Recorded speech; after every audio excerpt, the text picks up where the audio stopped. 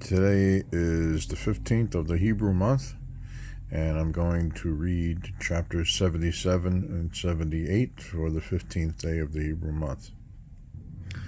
Chapter 77, for the conductor on Yedutun by Asaph, a psalm. I raise my voice to God, and I cry out. I raise my voice to God, and he will listen to me. On the day of my distress, I sought my Lord. My wound oozes at night and does not abate. My soul refuses to be consoled. I remember God, and I moan. I speak. My spirit faints.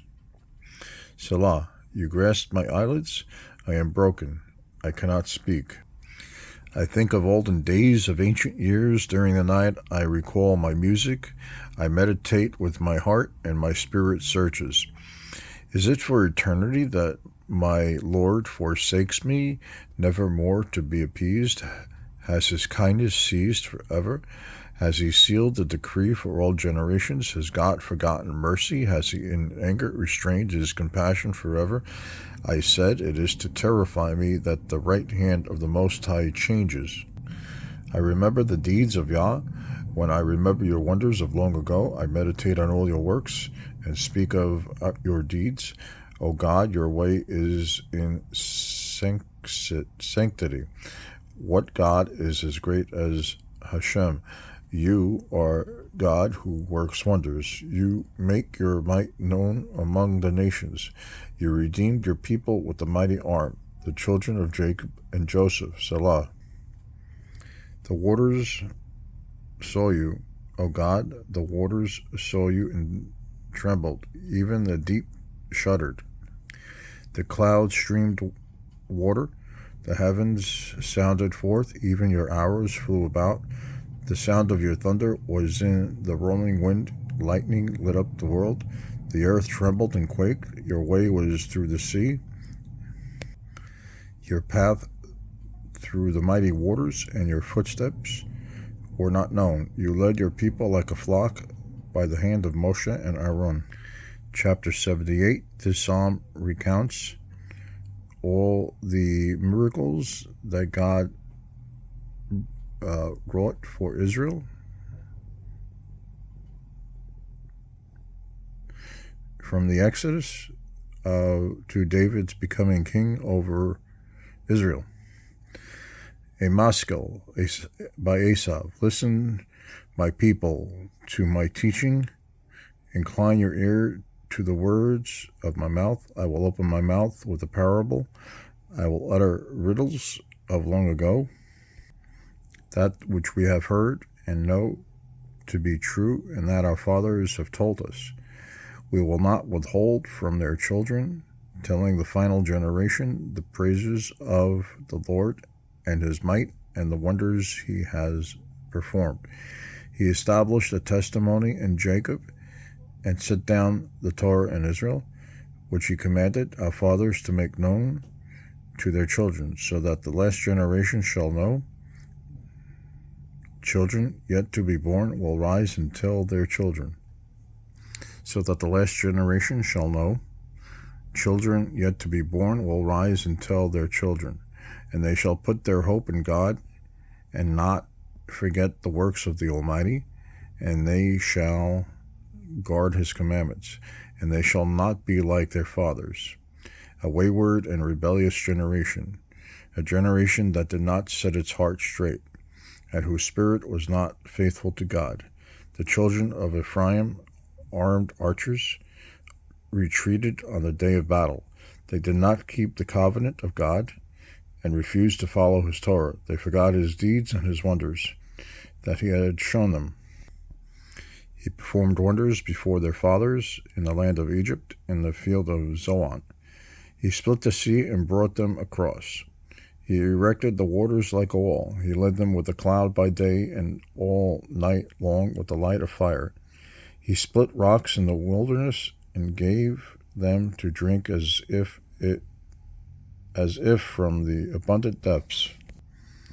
And he brought forth flowing waters from the rock, and caused waters to descend like rivers. Yet they continued to sin against him, to provoke the Most High in the parched land. And they tested God in their hearts by requesting food for their craving. They spoke against God. They said, "Can God set a table in the wilderness?" True, he hit the rock, and waters flowed, streams gushed forth, but can he also give bread? Will he prepare meat for his people? And so the Lord heard and was enraged. A fire was kindled against Jacob. Wrath too flared against Israel, for they did not believe in God and did not trust in his salvation, though he had commanded the skies above and opened the doors of heaven. He had rained upon them manna to eat, and given them grain of heaven.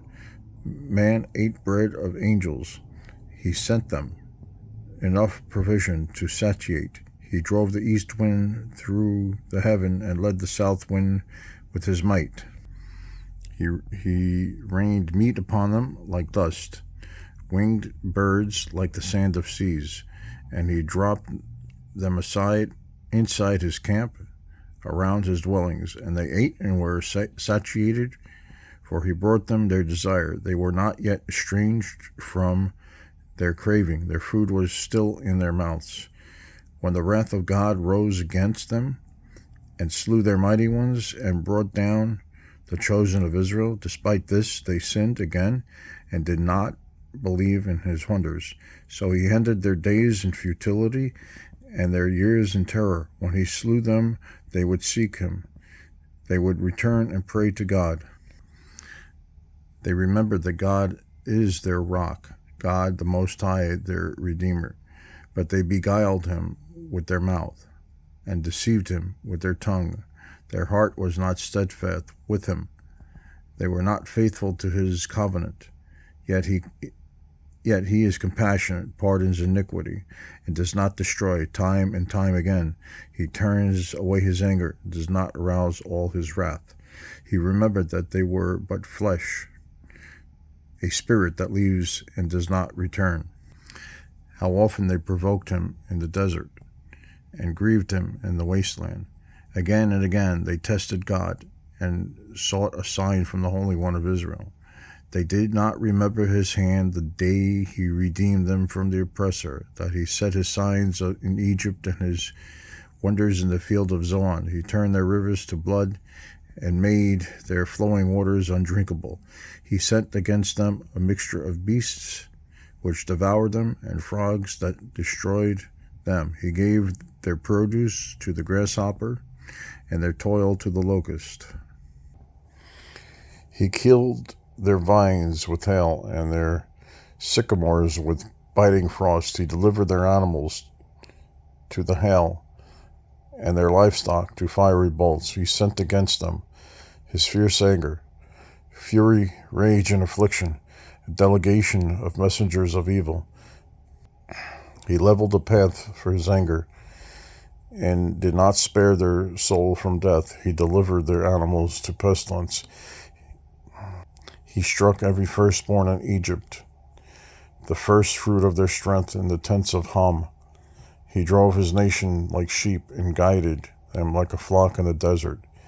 He led them in security, and they did not fear, for the sea covered their enemies. And he brought them to the boundary of his holy place, this mountain which is his right hand acquired. He drove out nations before them, and allotted them an inheritance. Measured by the cord, he settled the tribes of Israel in their tents. Yet they tested and defied God, the Most High, and did not keep his testimonies.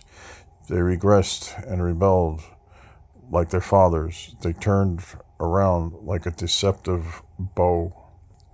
They angered him with their altars and provoked him with their idols. God heard and was enraged, and he was utterly disgusted with Israel, and he abandoned the tabernacle of Shiloh, the tent where he had dwelled among the men. He put his might into captivity, and his glory into the hand of the oppressor. He delivered his nation to the sword, and was enraged with his inheritance. Fire consumed his young men, and his maidens had no marriage song. His priests fell by the sword, and their widows did not weep. And the Lord awoke like one who had been asleep, like a warrior shouting to sober himself from wine. He beat his enemies into retreat and dealt them eternal disgrace. He was disgusted with the tent of Yosef and did not choose the tribe of Ephraim. He chose the tribe of Judah, Mount Zion, which he loves, and he built his sanctuary permanent. As the heavens like the earth, he established it forever, and he chose David his servant, and took him from the sheep corrals, from following the nursing ewes. He brought him to shepherd his nation, Jacob, Israel, his inheritance, and he tended them with the integrity of his heart, and led them with the skill of his hands. So that's the Tehilim for today, the 15th day of the month, of the Hebrew month. Have a great day, have a great week, have a great Shabbat, have a great year, have a great decade, have a great life. May it be the best life ever. And please share this video and like it, and please subscribe to my channel if you have not already done so. Thank you.